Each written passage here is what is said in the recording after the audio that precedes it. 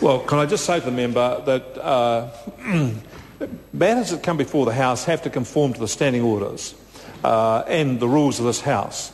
And you cannot amend those by changing by an instruction of the House by motion. The only method you have for that is by leave. And I have had bills amended by leave, others have. It has to be unanimity.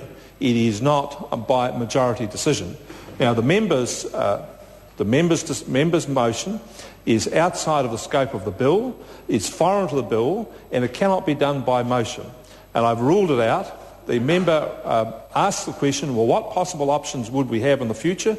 And to have in the future exactly the same options you have today by leave, which is by majority decision. The matter's closed. Point of order. Point of order. Fresh point of order, Trevor Mallard. Well, and it is, and I think it's a slight extension of the previous point of order, Mr. Speaker, and it does go to the question of the history of the moving of motions which certainly not have been by leave at this stage of the debate, which have extended the scope of the bill. That has happened on dozens of occasions since I've been a Member of Parliament, sir, and generally you're within the field of the bill, Mr. Speaker, but it's an extension for something which would not otherwise be allowed. Sir, if you are ruling in this way, I think what you're doing is setting a very dangerous precedent whereby governments would not be able to extend the scope. I mean, I can remember when whole state sector reorganisation, much more major things came in at this late stage of the bill. Order. Can I just clarify for the member one further time?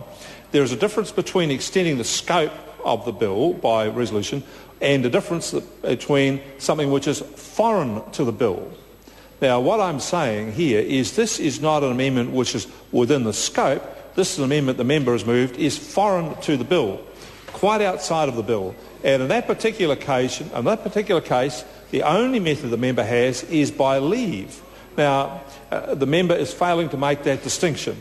And so a point I remake to the member again, if he cares to listen, is that the member can move an amendment and be an instruction of the House when it is consistent with the bill or associated with the bill, but if it's one step removed and is foreign to the bill, the member cannot do it by motion. In that particular case, the member can only do it by leave. I've ruled the member's amendment out. That's the end of the matter. Point of order. Fresh point of order, Mr. Mallard? Yes, Mr. Speaker, and it goes right to the core of your ruling, and that is whether or not... Order. It is to whether or not this is foreign. This is a state sector restructuring bill. Order. My ruling on that is that it's foreign to the bill. It's clear. Point of order.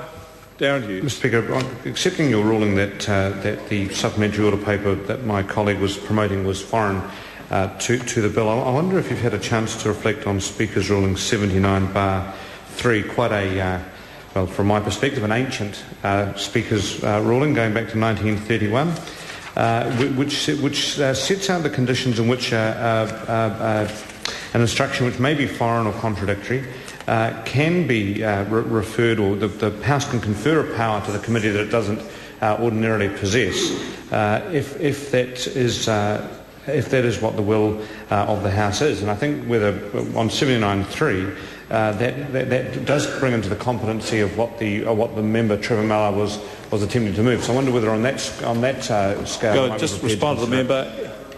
Can I just respond to the member and say, if the member reads 79/3, it's entirely consistent with what I've said.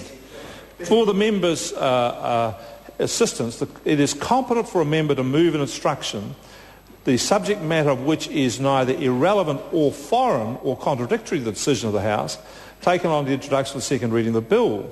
And I have said that member's amendment is foreign. And so the standing order, which Strathern 1931, I've ruled absolutely in accordance with. And I want to thank the member for refreshing my memory. Right. Point of order. Further point of order? Further point of order, Mr. Speaker. Further point of order.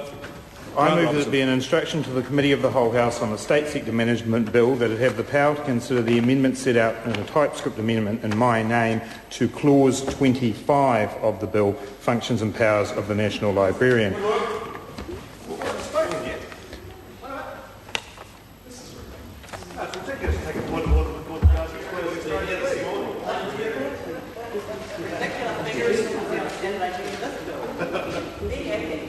This is so urgent.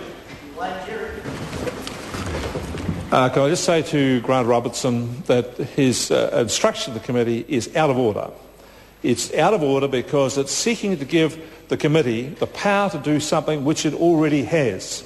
The committee has that power. It does not need it again. This House does not need belts and braces. Point of order, Mr. Speaker. Point of order. Trevor Mallard. Mr Speaker, I move that it be an instruction to the Committee of the Whole House on the State Sector Management Bill that it have the power to consider the amendments set out in the typescript SOP in the name of my colleague, the Honourable Grant Robertson, to insert new clause 28A. Mr Speaker, this is a clause... Order. We're not going to have a speech on that.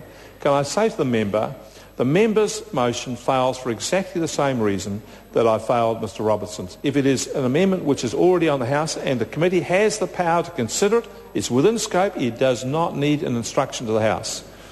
Point of order, Mr Speaker. Point of order, Trevor Mallard. Mr Speaker, I move that it be an instruction to the Committee of the Whole House on the State Sector Management Bill that it have the power to consider an amendment from Grant Robertson which is yet to be tabled in the House and is relevant to the bill.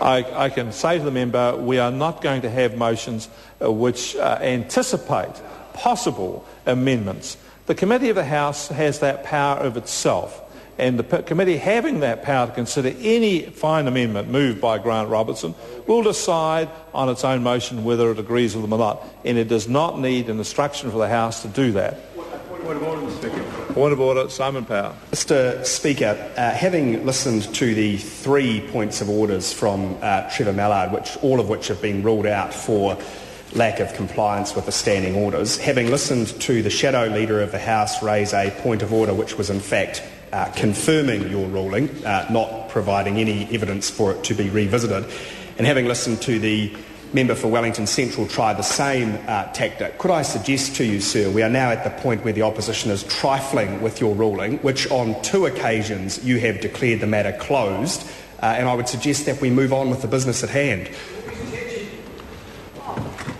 I declare the House and Committee for the consideration of the State Sector Management Bill.